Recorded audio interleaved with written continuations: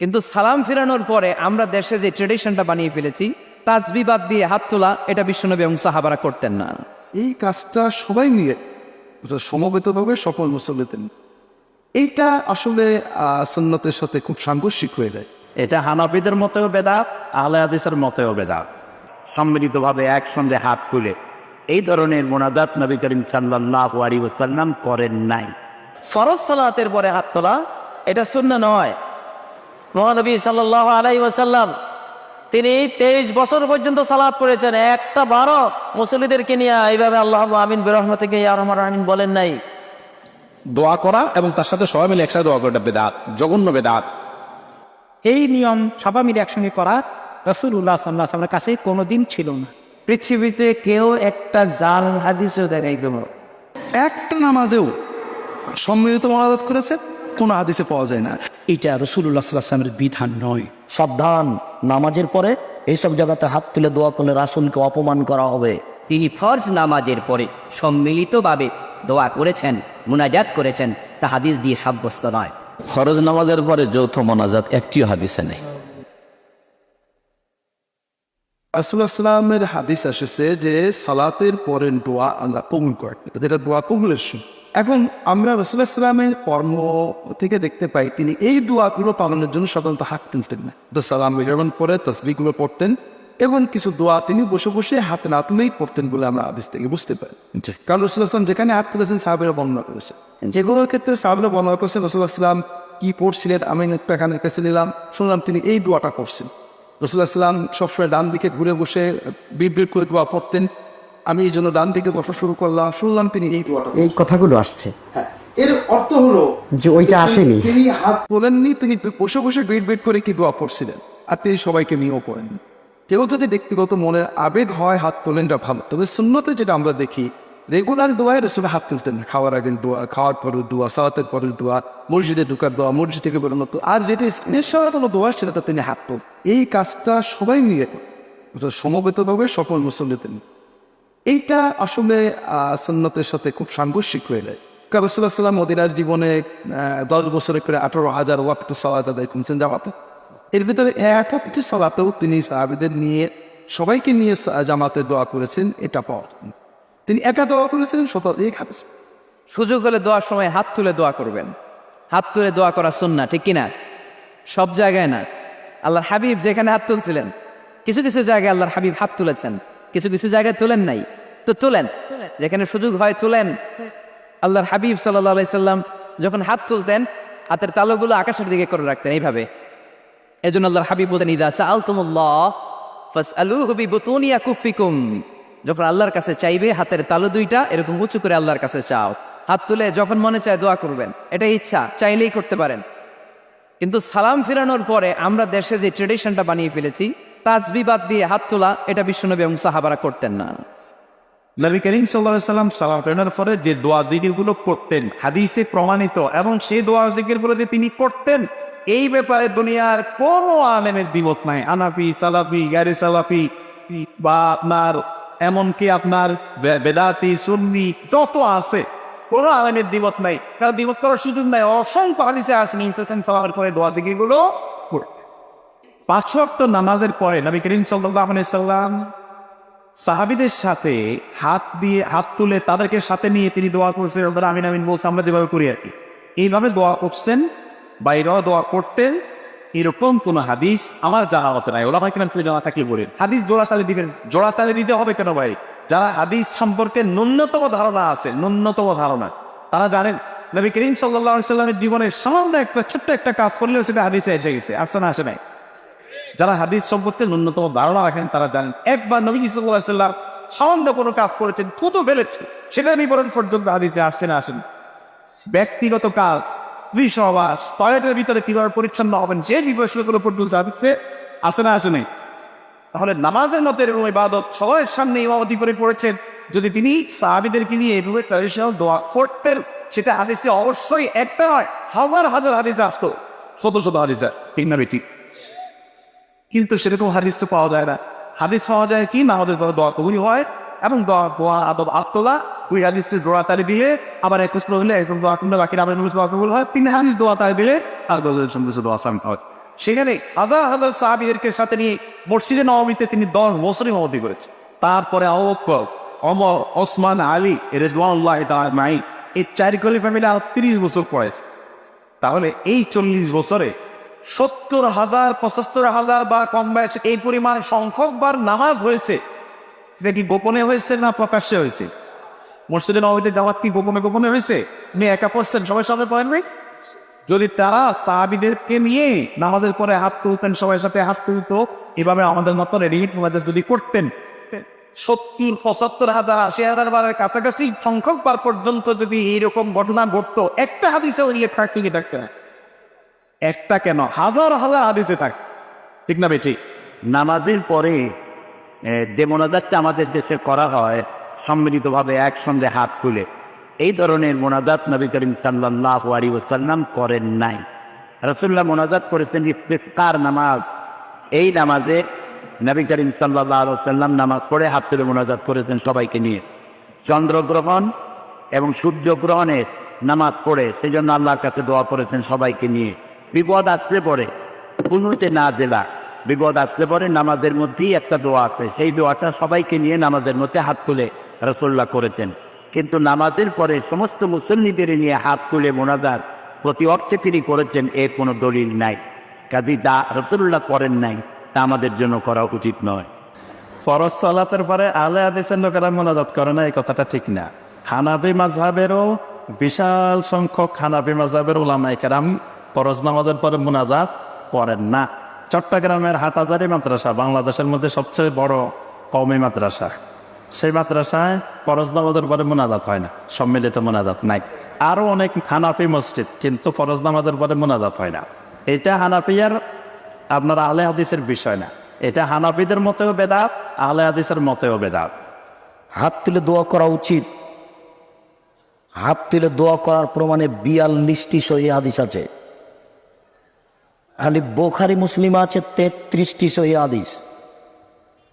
চন্দ্রগ্রহণে হাত তুলে দোয়া করতে হয়, সূর্যগ্রহণে হাত তুলে দোয়া করতে হয়, বিপদে পড়ে হাত তুলে দোয়া করতে হয়, কবরস্থানে গিয়ে হাত তুলে দোয়া করতে হয়, কবরের শাস্তিকে হিসাব করে হাত তুলে দোয়া করতে হয়, ছেলে মেয়ের জন্য হাত তুলে দোয়া করতে হয়, যুদ্ধক্ষেত্রে হাত তুলে দোয়া করতে হয়, পানি চাইতে গিয়ে সবাই মিলে উল্টা হাতে হাত তুলে দোয়া করতে হয়, কাবা ঘর দেখে হাত তুলে দোয়া করতে হয়, সাফা পাহাড়ে উঠে হাত তুলে দোয়া করতে হয়, মারোয়া পাহাড়ে উঠে হাত তুলে দোয়া করতে হয়, আরাফার মাঠে হাত তুলে দোয়া করতে হয়, মুজদালিফার মাঠে হাত তুলে দোয়া করতে হয়, পরের 2 দিন পাথর নিক্ষেপ করার পরে হাত তুলে দোয়া করতে হয়।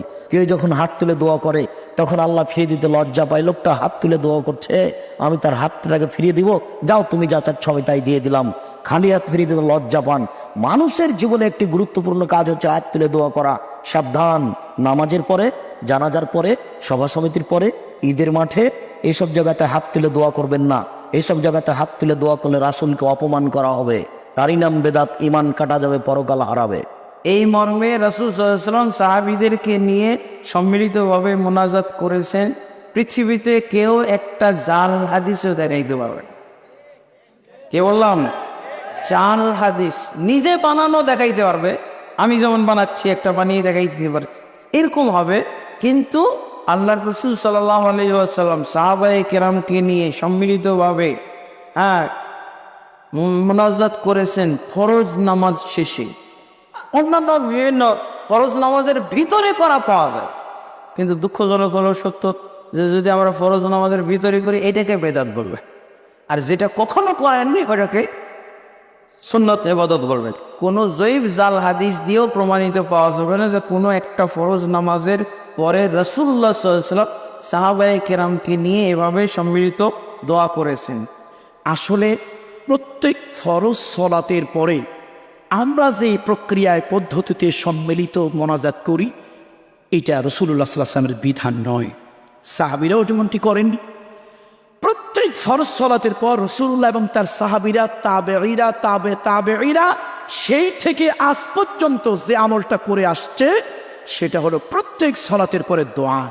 রাসূলুল্লাহ সাল্লাল্লাহু আলাইহি ওয়াসাল্লাম সলাত ফিরিয়ে প্রথম আল্লাহু আকবার বলেছেন, আল্লাহু আকবার, আস্তাগফিরুল্লাহ, আস্তাগফিরুল্লাহ, আস্তাগফিরুল্লাহ, হাকাদা সালাসা মাররাত, আল্লাহুম্মা আনতাস সালাম ওয়া মিনকাস সালাম, এটা পড়েছেন।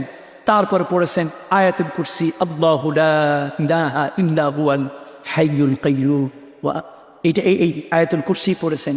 তারপরে এরকম অনেকগুলো দোয়া আমি যদি এরকম বলতেই থাকি পড়েছেন। তারপরে একবার পড়েছেন 33 বার সুবহানাল্লাহ, 33 বার আলহামদুলিল্লাহ, 33 বার আল্লাহু আকবার বা 34 বার আল্লাহু আকবার, হয়তো রেওয়ায়েত ভিন্ন ভিন্ন থাকতে পারে। এরপরে সূরা নাস পড়েছেন, সূরা ফালাক পড়েছেন, আরও কিছু মাসনুন দোয়া পড়েছেন। আল্লাহ নবী এরকম দোয়া হয়তো এটা সেটা একটু এদিক সেদিক হতে পারে, কিন্তু এইটা প্রত্যেক সালাতের পরে রাসূলুল্লাহর আমল ছিল, সাহাবীদের আমল ছিল। একটা হাদিসের মধ্যে এসেছে প্রত্যেক নামাজের পরে আয়াতুল কুরসি যারা নিয়মিত আমল যারা বানিয়ে নেবে, এই লোকটার মধ্যে বেহেশতের মধ্যে মৃত্যু ছাড়া আর কোনো পর্দা থাকবে। হ্যাঁ, আপনি মোনাজাত করেন, আরো পরে গিয়ে করেন, কিন্তু এই মাসনুন দোয়াগুলি যা রাসূল নিয়মিত পড়েছেন, সাহাবীরা পড়েছেন, তাবেঈরা পড়েছেন, আমার দেশের ইমাম সাহেবদের আর এই মুসল্লিদের কোন রোগে, কোন জিনে, কোন ভূতে, কোন প্রেত পিশাচে ধরলো যে নামাজ পড়ে সালাম ফিরাইতে দেরি হাত তুলে মোনাজাত করতে দিন। বাংলাদেশে ফরজ সালাতের পরে, ফরজ নামাজের পরে 2 হাত তুলে সম্মিলিত মোনাজাত করে, আর সৌদি আরবে করা হয় না। এটা কেন? কারণ নবী করিম সাল্লাল্লাহু আলাইহি ওয়াসাল্লাম জীবনে কোনোদিন করেননি। আর সৌদি আরবটা রাসূলুল্লাহ সাল্লাল্লাহু আলাইহি ওয়াসাল্লামের দেশ, এখানে সহিহ সুন্নতটা আছে, যার ফলে এখানে কোনো মসজিদে সম্মিলিত দোয়া হয় না। তবে বাংলাদেশের সবাই যে সম্মিলিত মোনাজাত করে সব মসজিদে, এটা কথা ভুল। হানাফিদের সবচেয়ে বড় মাদ্রাসা বাংলাদেশ, হাটহাজারি সবচেয়ে বড় মাদ্রাসা। ভারতের দেওবন্দ আর বাংলাদেশের হাটহাজারি, ওটা দেওবন্দারি শাখা বলতে হবে। তো বিশাল মাদ্রাসা, কয়েক হাজার ছাত্র, আজকে থেকে 40 বছর আগে দোয়া উঠে গেছে সম্মিলিত মোনাজাত। আর আমার কথা বিশ্বাস না করেন তো একবার দেখে আসবেন খরচ করে। তো কথা হচ্ছে যে যারা হকটা পেয়ে গেছে মেনে নিয়েছে, আর অনেকে হক পাওয়ার পরে গোড়ামি করেছে, মানেনি। কিন্তু হক হক, সত্য সত্য, সত্যটা যারা পেয়ে গেছে মানা ফরজ। কথা বুঝতে পারছেন না? দোয়া সব জায়গায় আছে, কিন্তু হাত তোলা সব জায়গায় নাই। হাত তোলা একাকি নফল সালাতের পরে মাঝে মধ্যে বা অন্য যে কোনো প্রসঙ্গে মাঝে মধ্যে কেউ করতে পারে, কিন্তু জায়গায় জায়গায় হাত তোলা এটা সুন্নাহ নয়। বিশেষ করে ফরজ সালাতের পরে হাত তোলা এটা সুন্নাহ নয়। সহি নিয়ম হলো নবী করিম সাল্লাল্লাহু আলাইহি ওয়াসাল্লাম যে তরিকায় করেছেন, তিনি একলা একলা পড়তেন অনেক। প্রত্যেক সাহাবী নিজের মন মতো, কেউ 3টা, কেউ 5টা, কেউ 10টা দোয়া পড়তেন, প্রত্যেকে আলাদা আলাদা পড়তেন। এটা হলো সহি নিয়ম। তাহলে ফরজ নামাজের পরে দোয়া নিয়ম আছে না নাই? আছে। আর যেটা আমাদের দেশের রব্বানা আতানা একে 1 মিনিট, এই নিয়ম সবাই মিলে একসঙ্গে করা রাসূলুল্লাহ সাল্লাল্লাহু আলাইহি ওয়াসাল্লামের কাছে কোনোদিন ছিল না। জামাতে নামাজ পড়ার পরে বিশ্বনবী সাল্লাল্লাহু আলাইহি সাল্লাম যেটা করতেন, সালাম ফিরিয়ে তিনি একবার বলতেন আল্লাহু আকবার, 3 বার বলতেন আস্তাগফিরুল্লাহ, একবার বলতেন আল্লাহুম্মা আনতাস সালাম ওয়া মিনকাস সালাম তাবারাকতা ইয়া যাল জালালি ওয়াল ইকরাম, একবার পড়তেন আয়াতুল কুরসি, 33 বার পড়তেন সুবহানাল্লাহ, 33 বার আলহামদুলিল্লাহ, 34 বার আল্লাহু আকবার।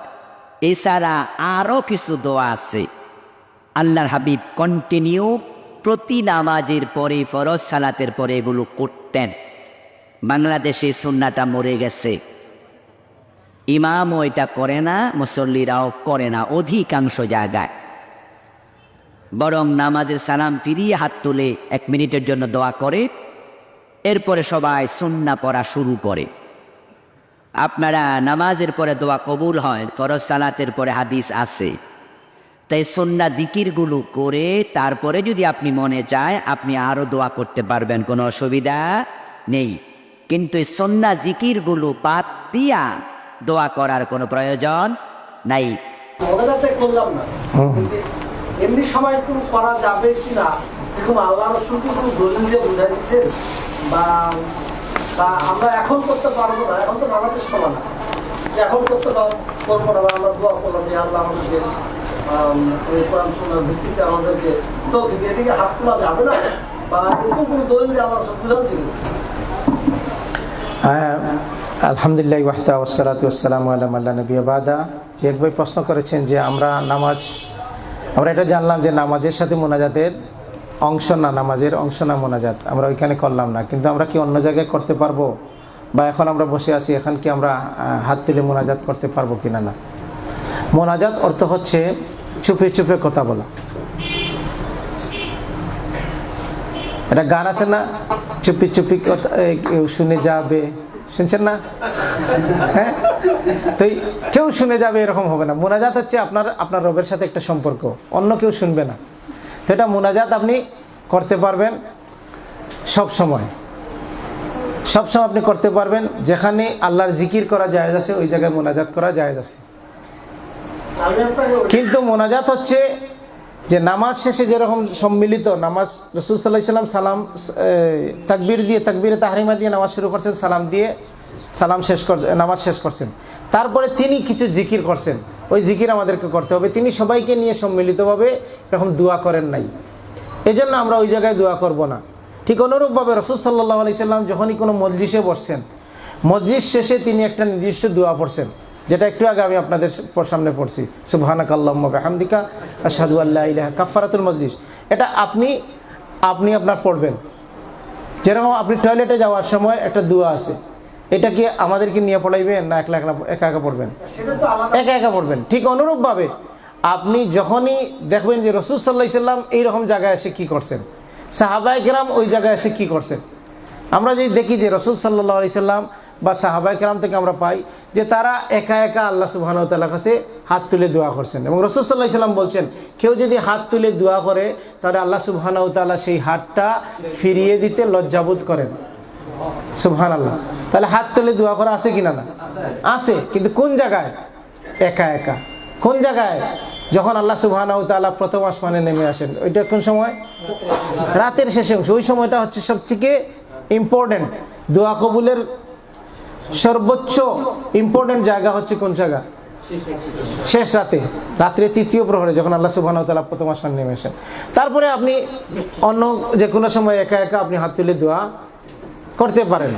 কিন্তু সবাই যখন একত্রিত হয়ে কোনো জায়গায় করবেন, সেই ক্ষেত্রে আমাদের দলিল লাগবে।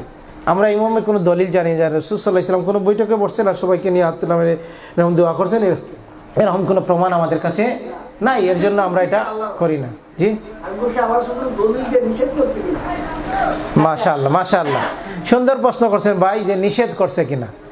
নিষেধ করছে কিনা এটা বোঝার জন্য আমাদেরকে নিষেধটা বুঝতে হবে। কি নিষেধের জন্য বুঝতে হবে, যেমন আমি একটা এক্সাম্পল দিই। আল্লাহ সুবহানাহু ওয়া তাআলা কোরআনে অনেক এক্সাম্পল দিয়েছেন, কিসের জন্য? আমাদের বোঝার জন্য। হ্যাঁ, রাসূল সাল্লাল্লাহু আলাইহি ওয়াসাল্লাম অনেক এক্সাম্পল দিয়েছেন, আমরাও একটা এক্সাম্পল দিয়ে এই জিনিসটা বোঝার চেষ্টা করি। ডাক্তার সাহেব, আপনি জ্বর উঠছে, প্যারাসিটামল দিচ্ছেন, দিয়ে ডাক্তার সাহেব লিখে দিচ্ছেন 1+1+1, মানে কি? একটা গলে 3 বার খাবে। এখন কেউ যদি বলে যে ওইটা 2টা করে খাওয়া নিষেধ নাকি? 2টা করে খাওয়া কি নিষেধ আছে? নিষেধ আছে, আপনি বুঝেন না, এর জন্য বলতেছেন নিষেধ নাই। একটা করে খাওয়ার অর্থ 2টা করে খাওয়া যাবে না, অর্ধেক করে খাওয়া যাবে না, 4 বার খাওয়া যাবে না। একটা করে যখন নির্দিষ্ট করে দিছে, এর অর্থ হচ্ছে 2টা নিষেধ, অর্ধেক নিষেধ, 3 বারের অধিক নিষেধ। কিন্তু নিষেধটা বুঝতে হবে। এখন যদি আমরা বলি যে এশার নামাজ ফরজ 4 রাকাত, বা এশার পরে কত রাকাত সুন্নত পড়তে হয়? 2 রাকাত, তো ওইখানে 4 রাকাত পড়া যাবে না, নিষেধ আছে নাকি? 4 রাকাত পড়া যাবে কিনা? এশার পরে 4 রাকাত সুন্নত পড়া যাবে? কেন যাবে না? নিষেধ আছে? নিষেধ আছে। 2 রাকাত পড়ার অর্থ হচ্ছে 3 রাকাত নিষেধ, 4 রাকাত নিষেধ। এই 2 রাকাতই পড়তে হবে, 1 রাকাতও পড়লে হবে না। তাহলে নিষেধটা বুঝতে হবে। নিষেধটা আসে সবসময় নিষেধ অর্থে আসবে এরকম না। নিষেধটা হচ্ছে যে যখনই 2 রাকাত রাসূল সাল্লাল্লাহু আলাইহি ওয়াসাল্লাম এশার পরে পড়ছেন, এশার পরে পড়ার জন্য 2 রাকাত বলছেন, তখন 4 রাকাত নিষেধ। ঠিক অনুরূপভাবে রাসূল সাল্লাল্লাহু আলাইহি ওয়াসাল্লাম যেখানে দোয়া হাত তুলে করছেন, ওইখানে হাত তুলে দোয়া করতে হবে। এখন আপনি যদি টয়লেটে যাওয়ার সময় বলেন যে হাত তোলা যাবে না, ওইখানে কোন জায়গায় নিষেধ আছে নাকি? কোনো নিষেধ আছে? নিষেধ। রাসূল সাল্লাল্লাহু আলাইহি ওয়াসাল্লাম হাত ওঠান নাই, এটাই হচ্ছে নিষেধ। বুঝছেন? নিষেধটা বুঝতে পারছেন? ঠিক আছে, নিষেধ। আচ্ছা, আপনি একটু পরে প্রশ্ন করবেন অন্যরা। নিষেধটা কি বোঝা গেছে? যে যেখানে নির্দিষ্ট করে সংখ্যা দেওয়া আছে ওই জায়গায় এর কম বেশি করা যাবে না। এইভাবে রাসূল সাল্লাল্লাহু আলাইহি ওয়াসাল্লাম তার জীবনীতে তিনি কোন জায়গায় দোয়া করছেন, কিভাবে করছেন, আমরা সেইভাবে অনুসরণ করতে হবে। কারণ তার জীবন হচ্ছে একটা পূর্ণাঙ্গ জীবন। এখন যদি আমরা মনে করি রাসূল এটা করেন নাই, আমাদের করা লাগবে, তাহলে বুঝতে হবে যে রসুল থেকে আমাদেরকে অ্যাডভান্স হতে হবে, এটা আল্লাহ সুবহানাহু ওয়া তাআলা নিষেধ করে দিয়েছেন।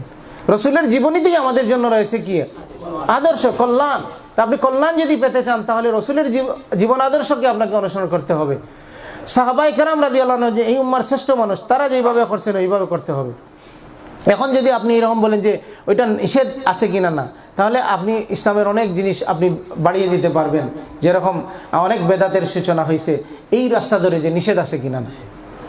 তা যে বুঝতে পারছেন, আল্লাহু আ'লাম, জাযাকাল্লাহু খাইর।